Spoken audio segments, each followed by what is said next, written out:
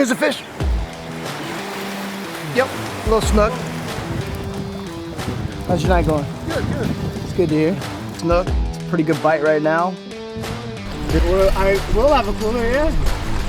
Gonna be casting out, drifting towards the pier, reeling it in. That's my owner, and then a bag of split shots. I usually don't use this.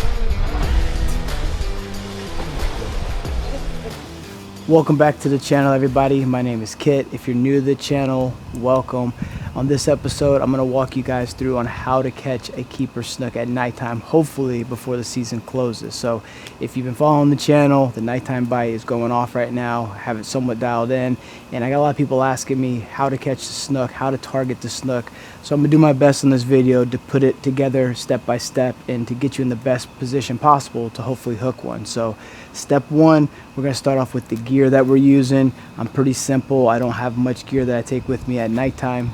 And then step two, we're gonna stop and catch some bait at the pass before step three, which is by far the most important part of all of the steps. That's the presentation, how to get set up to present your baits to the snook. So stay tuned. It's gonna be a little bit of a long one, but I hope I can help somebody dial in a nice snook bite. And yes, I know I need to do some yard work back here, but the bite has just been so good, I can't do it. So just starting off with the gear that you're gonna need, obviously a cast net. I'll talk about this when I go catch bait. Any net will work. As far as tackle goes, I don't take much with me. I'm missing my 30 right now, but I usually take just 30, 40, and 50 pound leader. I have 3, 5, and 7/0 circle hooks by owner, and then a bag of split shots. I usually don't use the split shots that much, but as of recently, when the tide has been screaming in the pass, I throw on a split shot or two just to kind of get the bait down there a little bit closer to the snook. As far as the gear that I use, this would be the main rod that I use pretty much all night. It's pretty simple. It's a 5000 series Stratic with 20-pound braid and of course 30-pound test. It's on a St. Croix rod. This is the rod that I'll have in my hand most of the nights. By some chance I get some bigger baits and of course some break-offs, I'm gonna go to a 6500 Shimano bait runner on an Airwave rod. It's a little bit more stout, a little bit shorter of a rod. And then of course I have 40-pound braid on here with 40 or 50-pound leader. So these are all the two rods that I take. You don't need a ton of rods. Any 4,000 to 5,000 series reel will catch a keeper snook, no problem. Let's go out, let's catch some bait. Sun's going down here real soon. We're gonna head out to one of my favorite bait stops, catch some bait real quick, and then we'll head to the pass to hopefully catch a nice snook. And when fishing for snook at nighttime, I like to make a stop prior to the pass to catch some good quality bait. There's two reasons why mainly I don't like to throw my net there. One, I think it shuts the snook bite down. By all means, if you have to net bait at the pass, I'm not going to be mad at you, but I think the snook can feel the pressure.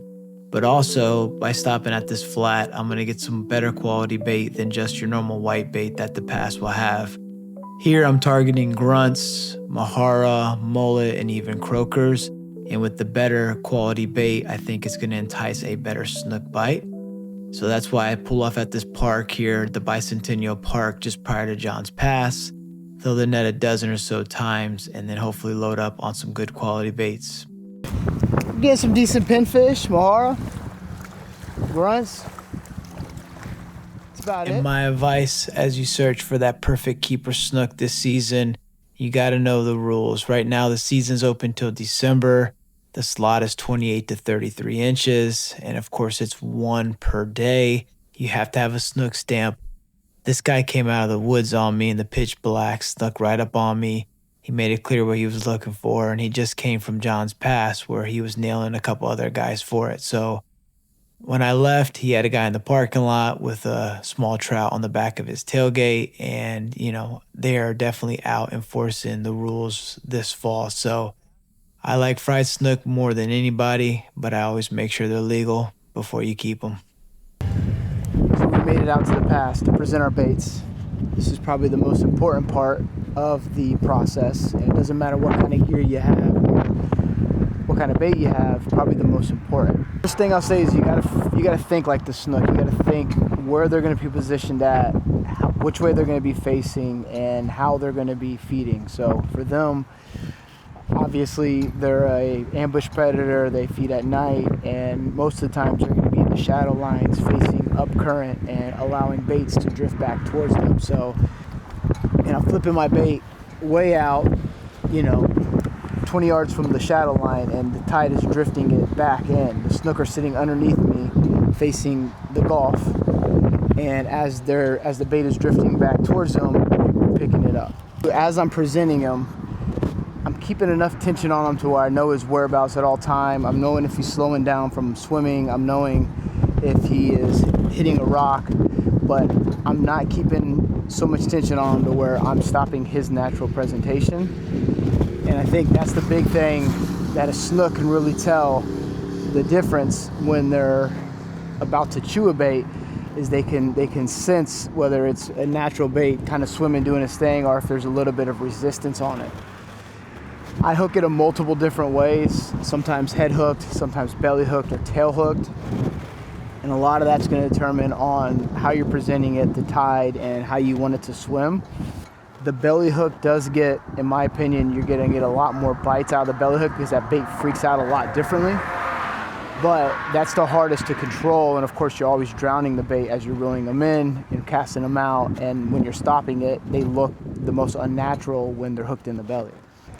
Here's how I hook my baits to kind of influence a better bite. I'm going right behind the fin here by their belly. I'm going straight through to the other side, so I call it belly hooked, is the way I'd explain it. And this is, in my opinion, the best way to hook them to get a good bite out of it. But like I said earlier, this really makes it hard to control your bait naturally. And then of course, reeling them in so much is going to kill them pretty quickly. We're fishing on top of the pier right now. This is where we caught a lot of snook as of recently. But if we go down on the rocks, which we will in a little bit, the presentation is going to be very similar. Right now we're doing up and down, casting it out, it's slap drifting to us. When we go down on the rocks, it's going to be very similar. We're going to be on the rocks, we're going to be casting out, drifting towards the pier, reeling it in, casting out, drifting towards the pier, reeling it in. Other tips too, not to contradict myself, but when the bait is getting really close to the shadow line where I think the snook are going to feed at, I will hold it and stop it there for a little bit. And I know that it's making the bait not look natural, but for a split second there, I'll kind of hold him in the spot and kind of turn him a little bit to where he maybe stays positioned in that strike zone for maybe a half a second or a second longer than he normally would. Hopefully I can get a bite then, but if I don't get a bite, I'll instantly release it and let him keep going with the flow. But I want to try to get him in that zone for a split second and maybe influence a bite from one of the snooks. So in order to catch a snook, you must think like a snook. This one was just an how-to on hopefully help somebody out and put them in the best position to catch a snook. I'll leave you with some of the snook that we've caught here over the last few weeks, or call it a month, from this same exact spot at Johns Pass. We're out here at Johns Pass, fishing from the top of the bridge for slot snook. Got one hooked up. It's going to take a team effort to go down there and get it.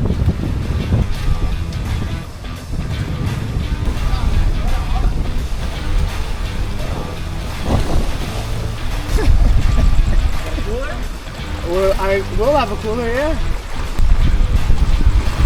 Perfect. Absolutely perfect. Thank you, man. I appreciate it.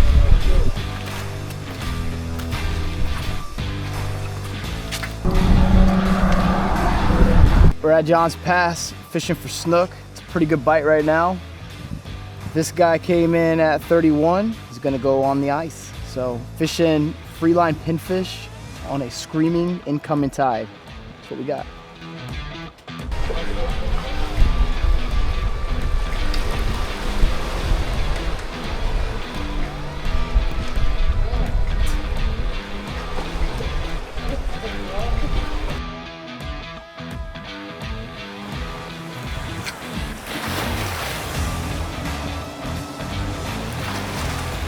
The amount of down there is crazy, dude. Here's a fish. Yep, little snook. Yep, little snook. He's decent, actually.